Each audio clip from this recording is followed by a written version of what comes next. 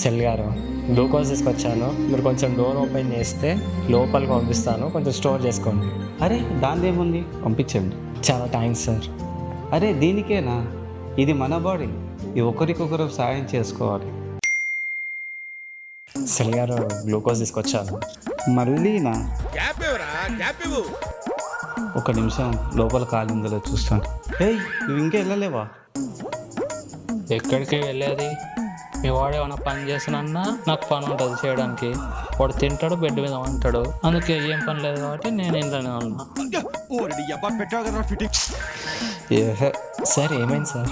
అంటే ఆల్రెడీ ఇచ్చిన గ్లూకోజ్ అలాగే ఉంది, స్పేస్ లేదు. అలా అంటే ఎలా సెల్ గారు?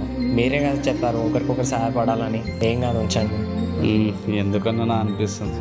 ఏదో అంటున్నారు. ఏహే, అదేం లేదు, ఇవ్వండి, స్టోర్ చేసుకుంటాం. సెల్ గారు, సెల్ గారు వినపడుతుందా? ఏడేంటి పలకట్లేదు? సెల్ గారు, అమ్మో ఏంది ఇంత వెయిట్ అయ్యాను? బ్లడ్లో గ్లూకోజ్ ఎక్కువ ఉందని ప్యాన్క్రియాస్ ఓవర్ వర్క్ చేస్తుందో? అరే సెల్గా,